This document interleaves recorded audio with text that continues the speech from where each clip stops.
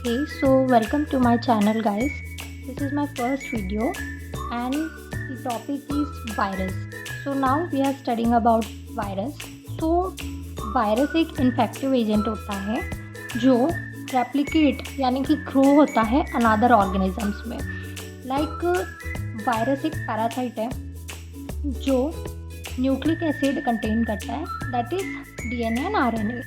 या तो वो डीएनए कंटेन करेगा या तो वो आरएनए कंटेन करेगा इन दी प्रोटीन कोट, यानी कि डीएनए और आरएनए के अराउंड एक प्रोटीन कोट लपेटा हुआ होता है, यानी कि डीएनए या तो आरएनए का जिसके अराउंड एक प्रोटीन का कोट होगा। सो बैक्टीरिया से ये स्मॉलर होता है, यानी कि मोर स्मॉलर होता है ये बैक्टीरिया से। दैट्स वाई ये विजिबल सिर्फ इलेक्ट्रॉन माइक्रोस्कोप के अंदर ही ये विजिबल होगा। सो वायरस को हम लैटिन में बोलते हैं टॉक्सिन्स और poison. And the first time हमारे वायरस को इंट्रोड्यूस किया था Dmitri Ivanovsky in 1892। Sorry guys, background voice को इग्नोर करिएगा। सो ये हमारे वायरस का स्ट्रक्चर होने वाला है, जैसे कि मैं आपको शॉर्ट में इसमें बता देती हूँ।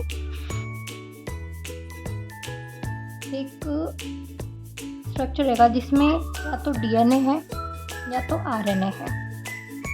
इसके अराउंड छोटे छोटे से बॉल लाइक स्ट्रक्चर्स होंगे जिसको हम मैट्रिक्स बोलते हैं।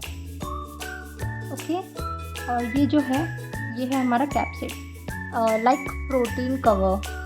इसके अराउंड एक और वॉल होती है जिसको हम एनवेलप कहते हैं, एंड इसके ऊपर एक ऐसे स्ट्रक्चर होते हैं जिसको हम मेम्ब्रेन ग्लाइकोप्रोटीन कहते हैं। सो गाइस, इसकी मॉर्फोलॉजी देख लेते हैं। मॉर्फोलॉजी इसकी हम डिफाइन कर रहे हैं शेप के ऊपर। There are 3 types of shapes, like helical, polyhedral and complex virus.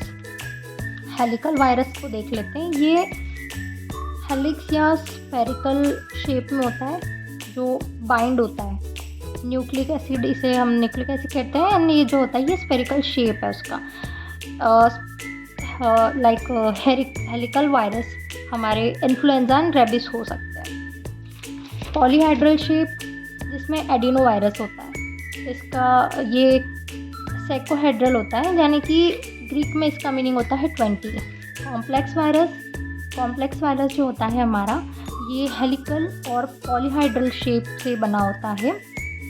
And ये पॉक्स और बैक्टीरियोफेज जो हमारे कॉम्प्लेक्स वायरस है, आपको सारे इसके स्ट्रक्चर्स या डायग्राम मिल जाएंगे, आप देख सकते हैं।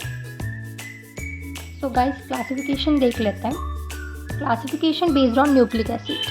हमने देखा था न्यूक्लिक एसिड जिसमें डीएनए एंड आरएनए होते हैं, या तो वायरस में डीएनए होगा या तो वायरस में आरएनए प्रेजेंट होगा।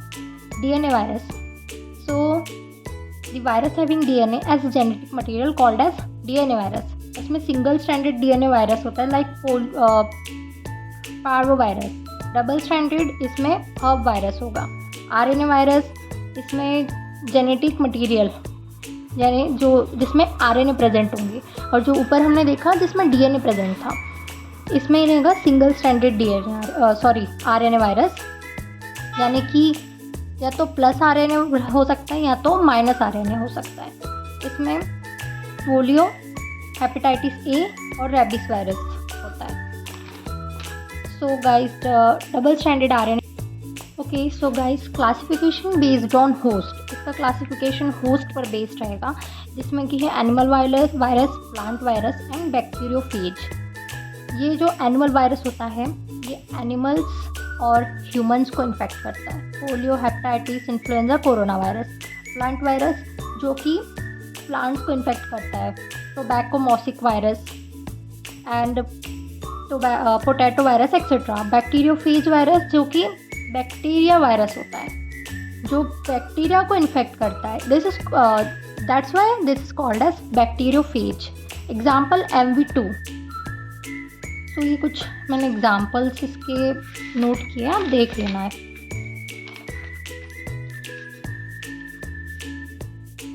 देन गाइस इसकी प्रॉपर्टीज़ देख लेते हैं जो कि डिफाइन की गई है। Viral family, viral gene common name, characteristics और डायमेंशन बोल सकते हैं, and clinical features. So adenovirus देखते हैं सबसे पहले, जो कि मास्टरडिनोवायरस होता है एंड ये डबल स्ट्रैंडेड डीएनए होता है, नॉन एनवेलप्ड होता है और 70 to 90 नैनोमीटर तक हो सकता है। ओके, सो ये ह्यूमंस को इन्फेक्ट करता है और ट्यूमर कॉज करता है एनिमल्स में। वैसे ही मैंने बहुत सारे गाइस इसमें ऐड किए हैं, आप लोग देख सकते हैं। Then guys replication and reproduction of virus, यानी कि वायरस कैसे रेप्लिकेट होते हैं और कैसे रिप्रोडक्शन करते हैं, हम इस टॉपिक में देखेंगे। सो मैं इसको इन शॉर्ट आपको समझा देती हूँ। फर्स्ट ऑफ ऑल अटैचमेंट होता है, यानी कि एपिथेलियल सेल, जो एपिथेलियल सेल होता है और जिसके अंदर न्यूक्लियस प्रेजेंस होता है, इन्फ्लुएंजा वायरल उसको अफेक्ट करता है। देन इन्फ्लुएंजा जो है उसने सेल के ऊपर अफेक्ट तो कर दिया, उसको टारगेट तो बना लिया, अब वो पेनिट्रेट करेगा सेल के अंदर, इन्फ्लुएंजा वायरल पेनिट्रेट करेगा। देन अनकोटिंग होगी, यानी कि वो रिलीज वायरल जो उसका कंटेंट रहेगा वो रिलीज़ करेगा सेल के अंदर।